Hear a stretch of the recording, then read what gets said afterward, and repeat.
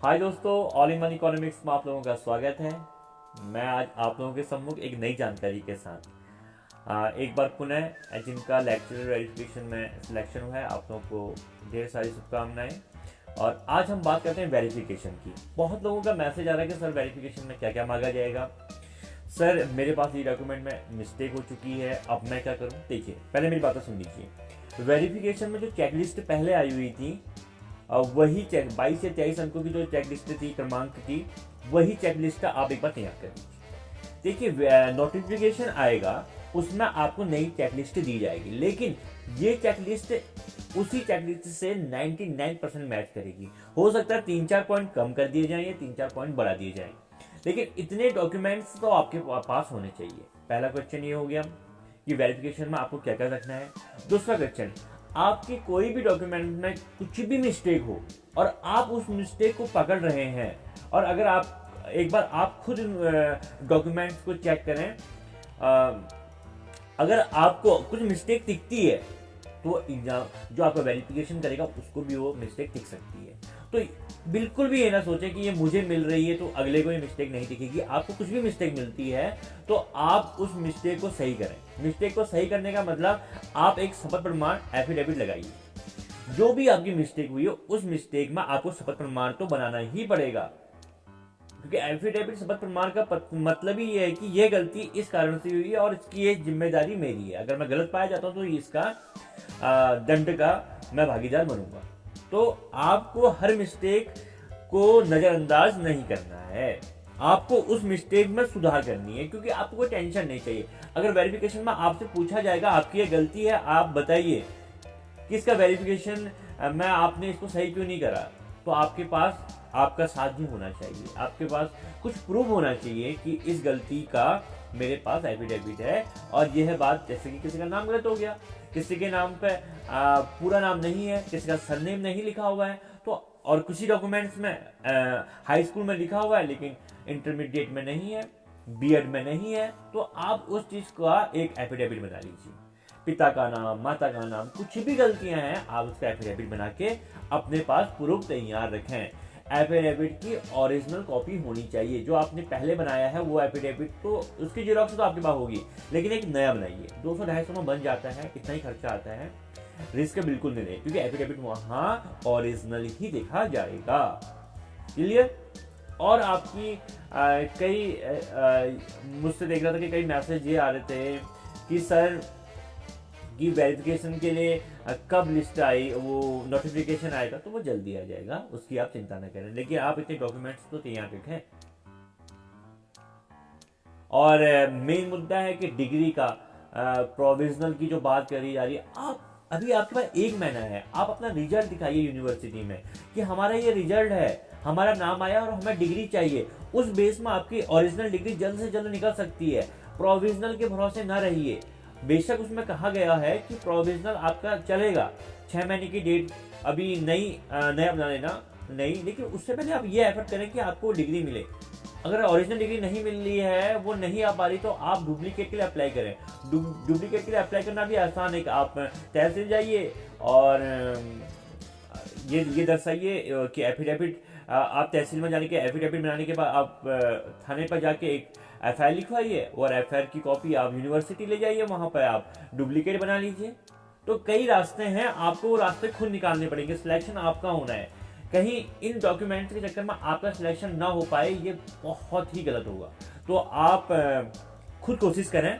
और मैं आपको पीछे मेरी स्लाइड में आपको दिख रहा होगा कि मैंने आप लोगों के लिए सहूलियत के लिए जो पहले का ये बना हुआ था चेकलिस्ट, मैं वो आपको बता रहा हूँ। यही चेकलिस्ट 99% रहेगी। आप फटाफट देख लीजिए, मैं आपको बहुत जल्द से ये समझाता हूँ।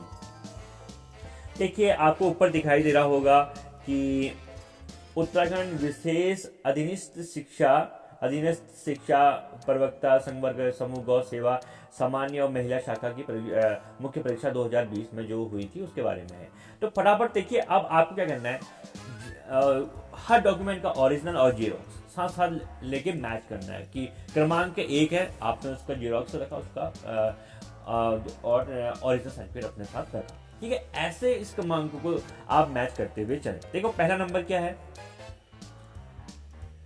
हाई स्कूल का प्रमाण पत्र, देखो एक अंक तालिका मिलती है, एक प्रमाण पत्र मिलता है, तो आपको सबसे पहले प्रमाण पत्र लगाना है और उसके बाद उसकी अंक तालिका लगानी है, ठीक है। और यहाँ पे क्या लिखना है, सही क्रॉस का निशान नहीं, अगर आपने लगाया है तो संलग्न है ये लिखें, अगर नहीं लगाया है तो संलग्न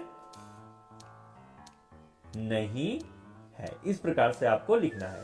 तो हाई स्कूल का हो जाएगा, इंटर का हो जाएगा, हाई स्कूल का अंक तालिका हो जाएगा, इंटर का प्रमाण पत्र हो जाएगा, इंटर की अंक तालिका, ये 4 चीजें होगी। 5वां है कि आपकी स्नातक की डिग्री, जो आपका आपने ग्रेजुएशन किया है उसकी आप डिग्री, बीए, बीएससी या आपने वाणिज्य से किया हो। और 6वां नंबर है स्नातक की अंक तालिका, ठीक है। स्टार का मतलब बाद में बता दूंगा। समस्त सेमेस्टर या वर्ग, अगर आपने वर्ष वाला ग्रेजुएशन किया है तो आप हर वर्ष का, first year, second year, third year का, और सेमेस्टर किया है तो 3 गुना 6, तो आपके 6 सेमेस्टर होंगे, आप उन सेमेस्टर की अंक तालिका लगाएंगे। और 7वां है कि परास्नातक, आपने जो पोस्ट ग्रेजुएट किया है आपको उसकी डिग्री लगानी होगी। और 8वां है परास्नातक की अंक तालिका, हर सेमेस्टर या हर वर्ष की, ठीक है। आगे देखिए, ये 9वां है कि एलटी डिप्लोमा, बहुत लोगों को कंफ्यूजन हो रहा था एलटी डिप्लोमा। देखिए एलटी डिप्लोमा पहले, बीएड से पहले कई जगह एलटी डिप्लोमा भी कराया जाता था, ठीक है। यह एक बीएड की तरह ही होता था, बीएड की बराबरी से मान्यता दी जाती, लेकिन अब इस प्रकार के छात्र मुझे लगता है कम ही मिलेंगे, क्योंकि बहुत पहले होता था। तो जिन लोगों का एलटी डिप्लोमा है तो वो एलटी डिप्लोमा लगाते थे, ये पहले होता था जब उत्तराखंड यूपी में ही था, तो उस टाइम पे ये चीज़ें होती थी। एमपी बहुत ही स्टेट में ये डिप्लोमा होता था, लेकिन वर्तमान में ये डिप्लोमा देखने को नहीं मिलता। 10 नंबर में है शिक्षा शास्त्र में स्नातक, बीएड की उपाधि, ठीक है, डिग्री, और बीएड की अंक तालिका। डिग्री मतलब समझ रहे होंगे आप, अंक तालिका मतलब भी समझ रहे होंगे। और फिर है 12वां की अधिमानी अहर्ता, जो अधिमानी अहर्ताएं हैं उनका प्रमाण पत्र। देखो प्रादेशिक सेना में कम से कम 2 वर्ष का सेवा का प्रमाण पत्र, अगर आपने वहां ये दर्शाया है तो आप उसको यहाँ पर संलग्न कर लेंगे, ठीक है। नेशनल कैडेट कोर में अगर बी और सी है आपका, तो बी है तो उसको बी करके आप संलग्न है लिख लीजिए, और सी है तो सी संलग्न है। तो ये 1 2 3 इनको इन्होंने 12 13 14 नाम दिया। यहाँ पर NSS की सी सर्टिफिकेट, अगर सी सर्टिफिकेट आपके पास तो संलग्न है लिख देना, नहीं है तो संलग्न नहीं है लिख देना। अब है कि समक्ष अधिकारी द्वारा प्रारूप प्रदत्त लंबवत आरक्षण, अगर आपका वर्टिकल आरक्षण है, रिजर्वेशन है, तो आप उसको SC ST OBC AWS ये वर्टिकल हुए, अगर आपके पास है तो आपको लगाए। 3 स्टार का मतलब बाद में डिफाइन किया गया होगा, ठीक है। अब आगे देखिए, हॉरिजेंटल जिनका 37 आरक्षण है, जो महिला, फ्रीडम फाइटर, विकलांग और एक्समैन आर्मी, तो आप इसको भी लगा दीजिए। समझ में आ रहा होगा, अगर है तो संलग्न है लिखना, नहीं है तो नहीं लिख देना। फिर उसके बाद है कि अनाथ, राजकीय घरों में निवासी अनाथ बच्चे जो हैं उनका भी अपना एक सर्टिफिकेट होता है, वो है तो आप उसको संलग्न करें। और डोमिसाइल स्थायी निवास प्रमाण पत्र, डोमिसाइल सर्टिफिकेट है तो आप उसको यहाँ पर लिख देना संलग्न है, वो सभी का ही होगा। और 16वां है कि पूर्व सैनिक आरक्षण का दावा करने स्थिति में सैनिक अभ्यर्थी इस आशय में शपथ प्रमाण पत्र अभिलेखों द्वारा संलग्न करें लेकर कभी भी। देखो ऐसा होता है, सैनिक जो आर्मी वाले होते हैं, एक्समैन, उनको एक ही बार सैनिक लाभ मिलता है। तो अगर वो पूर्व सैनिक आरक्षण का लाभ लेकर पहले कभी भी सरकारी सेवा में नियोजित नहीं है, यह उन्हें एक एफिडेविट बनाना है, शपथ प्रमाण पत्र यह उन्हें बनाना है कि मैंने इससे पहले कभी भी ये लाभ नहीं लिया। ये वो शायद आपका तहसील से बनेगा, आप उसको बना लेना। अब 17 में है कि जिन पूर्व सैनिकों, ये भी सैनिक से संबंधित है, आयु सीमा में छूट का लाभ लिया है, वह अपने कार्यरत रहते संबंधित शादी के रूप में आहरित वेतन पर्ची को आप सेल्फ एडजस्ट करके इसमें लगा देना। तो ये आर्मी वाला संबंधित है, और जो सामान्य है वो संलग्न नहीं है लिख देना। 18वें नंबर पे अभ्यर्थी यदि किसी भी सेवा में सेवारत है तो सेवा नियोजक द्वारा प्रदत्त, देखो जो गवर्नमेंट जॉब है वो अपना NOC का सर्टिफिकेट है तो वो यहाँ पर संलग्न है, और जो गवर्नमेंट जॉब में नहीं है वो लिखना यहाँ पर संलग्न नहीं है। और 19 का है, यदि अभ्यर्थी का नाम पिता प्रमाण पत्र साध्य ना हो तो देखो, जिसका भी अगर नाम, पिता का नाम, पति का नाम, कोई भी प्रमाण पत्र के अगर साध्य ना हो तो जहाँ भिन्नता हो, उन साध्यों में अगर भिन्नता है तो वह एक एफिडेविट बनाएंगे, शपथ पत्र मूल के रूप में देंगे। ठीक है, जो मैं आपको पहले ही बता चुका हूँ। और 20वां है मुख्य परीक्षा हेतु जमा किए गए ऑनलाइन परीक्षा शुल्क की रसीद और आवेदन पत्र। क्या पता इसे नहीं भी मांग सकते, लेकिन आप इसको भी अपने पास प्रिंट आउट रख लेना। और 21 है ऐसे अभ्यर्थी जो एक से अधिक विषय अथवा में सफल घोषित किए गए, अब ये नहीं मांगेगा, ये शायद ऑप्शन नहीं होगा जो इस बार नोटिफिकेशन आएगा। ठीक है, अब बहुदिव्यांग से संबंधित है, उनका भी अपना सर्टिफिकेट होता है, वो आप संलग्न कर लेना। अब ये 23वां नंबर बहुत ही इंपॉर्टेंट है, ये 2.2 ये उनके लिए है जो जिन्हें एनओसी की जरूरत पड़ती है। ठीक है, दो जगह, एक तो हम सेवा नियोजन में अपना नाम लिखवाते हैं, तो जिनका सेवा नियोजन में नाम नहीं होता फिर भी उनको गवर्नमेंट की जॉब मिल जाती है वहाँ नहीं होते हुए, तो जैसे कि जो गवर्नमेंट एम्प्लॉय है वो अपने विभाग से एनओसी लेता है। दूसरा, सैनिक कल्याण बोर्ड में सैनिक अपना रजिस्ट्रेशन करवाते हैं, उन्हें भी समाज कल्याण में, उन्हें भी सेवा नियोजन में नाम लिखने की जरूरत नहीं है। वो आपको मैं भी पीछे आगे स्लाइड में दिखाता हूँ किस प्रकार से। देखिए, जो हमारी विज्ञप्ति आई थी इसमें 2.2 आपको मैं दिखाता हूँ, किसी भी चीज को कंफ्यूजन नहीं होना चाहिए कि कौन सी चीजें किससे संबंधित है, वो भी आप देख लीजिए। थोड़ा सा आगे चले गए हम, ये फाइल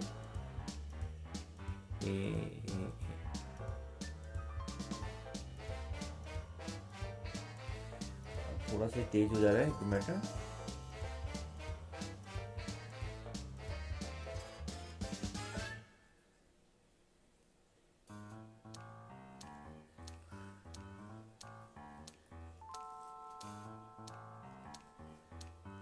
थोड़ा सा आप इंतजार करें, हाँ ये आ गया होगा।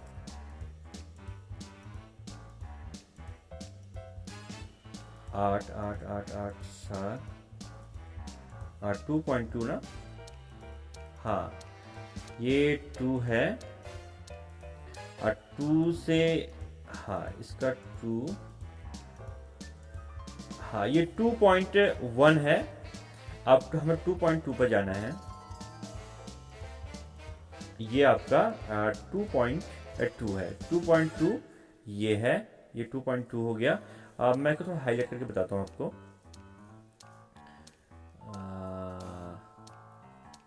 ये देखिए, ये कहता है, ये किसके लिए देख लीजिए, उत्तराखंड विशेष अधीनस्थ शिक्षा प्रवक्ता संघ के पदों के अन्य, किसके लिए है ये आपको मैं पहले बता चुका हूँ।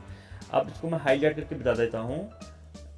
इसमें ये बता रहा है कि 2010 में जो नियमावली थी उसका संशोधन भी 19 में हुआ।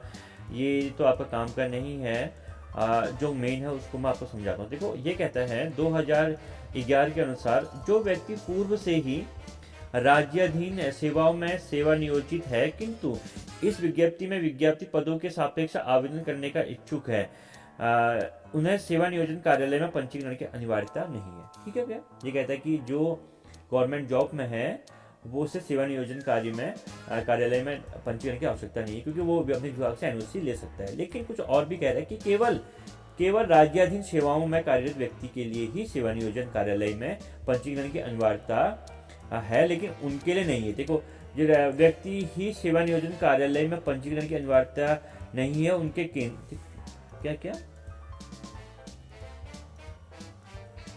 उत्तराखंड शासन के प्रश्न संख्या दिनांक 28/7/15 के अनुसार समूह ग के पद हेतु केवल राज्याधीन सेवाओं में कार्यरत व्यक्ति को ही सेवा नियोजन कार्यालय में पंजीकरण की अनिवार्यता नहीं है, जिसमें केंद्र तथा अन्य राज्यों की सेवाएं सम्मिलित नहीं है।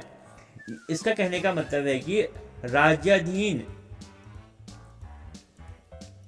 सेवाओं में कार्यरत व्यक्ति को ही सेवा नियोजन कार्यालय में पंजीकरण की अनिवार्यता नहीं है, लेकिन नहीं है जिसमें केंद्र अथवा राज्य की सेवाएं सम्मिलित नहीं है। देखो, जो राज्य के हैं उन्हें पंजीकरण की आवश्यकता नहीं है सेवा नियोजन में, लेकिन जो बाहर के हैं, अन्य राज्यों में जॉब कर रहे हैं जो केंद्र में, तो उनके लिए उसके लिए सम्मिलित नहीं है। अब दूसरी बात क्या कर रहे हैं, जिन पूर्व सैनिकों द्वारा उत्तराखंड राज्य में किसी जिला सैनिक कल्याण बोर्ड एवं पुनर्वास कार्यालय में पंजीकरण कराया गया है, उन्हें पुनः सेवा नियोजन कार्यालय में पंजीकरण कराने की आवश्यकता नहीं है। ये किनके लिए हो गया, जो सैनिक है उन्हें सैनिक कल्याण बोर्ड में उनका पंजीकरण नहीं होता है। तो यह जो पॉइंट कहा गया है, यह पॉइंट किसके लिए है, यह पॉइंट सिर्फ, एक मिनट, हाँ, यह पॉइंट सिर्फ उनके लिए है जो गवर्नमेंट जॉब में है। ठीक है, अब हम आगे बढ़ते हैं, हम जहां पहले थे वहीं चलते हैं। ठीक है, अब तो ये पॉइंट जहां तक मुझे लग रहा है कि 2.2 की जो बात की है, इसी के अंदर ही कॉलम बने हुए ये रो हैं, तो इनमें आपको सिर्फ उनके लिए है जो इन दो, इस 2.2 में जिसकी बात की है, उसमें किसकी बात की है, जो एक गवर्नमेंट जॉब में है उत्तराखंड में, जो गवर्नमेंट जॉब में है उनके लिए, और दूसरा किसके लिए, जो सैनिक कल्याण बोर्ड में है। तो इनमें देखिए बाकी लोग इसमें टिक कर देना क्योंकि ये क्वेश्चन है। Registration in any district employment office located in Uttarakhand state, तो जो अन्य स्टूडेंट है वो खाली टिक कर लें, और जो गवर्नमेंट जॉब में हो तो उनका रजिस्ट्रेशन नहीं है तो आप इसको नो कर देना। और आर यू एम्प्लॉयड, जो एम्प्लॉय हैं वो तो यस करेंगे। और फिर थर्ड पे है, आप देखो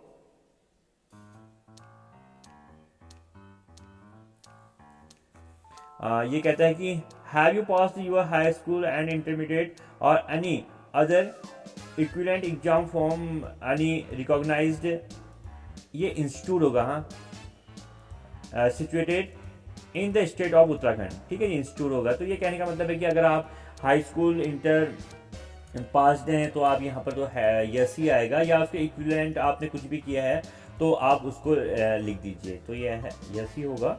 और आगे देखिए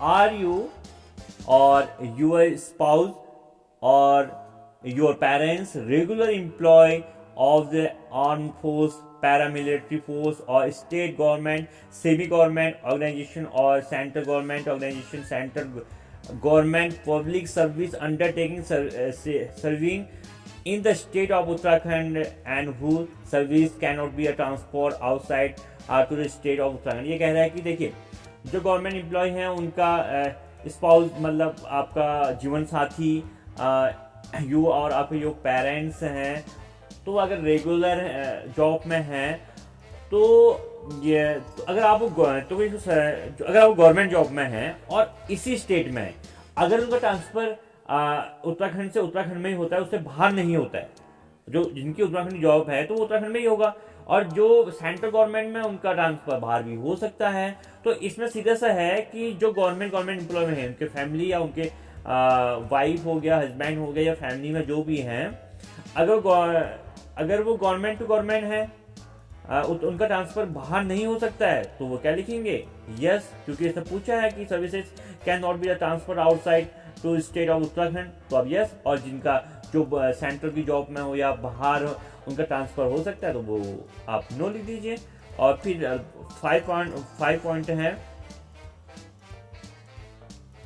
are you and your spouse parents permanent residents of Uttarakhand but residing outside Uttarakhand for livelihood और एजुकेशन पर्पस। तो देख लीजिए इसमें भी आपको यस एंड नो पर जवाब देना है कि आपको वो जीवन यापन के लिए बाहर हैं या आप एजुकेशन पर्पस के लिए बाहर हैं, तो आप उसको यस एंड नो कर लेना। और आगे चलते हैं आप। और जो 1 स्टार का मतलब है, फटाफट आपको समझाया था। 1 स्टार का मतलब ये कह रहा है कि आपकी जो डिग्री के स्थान, डिग्री आपकी जो अंक तालिका है उसको डिग्री नहीं मानी जाएगी, आपको उसके स्थान पर डिग्री ही लानी है। अगर डिग्री नहीं है तो आप प्रोविजनल लाइए, और उस प्रोविजनल की 6 माह से ज़्यादा डेट नहीं होनी चाहिए। ठीक है, आगे बढ़िए।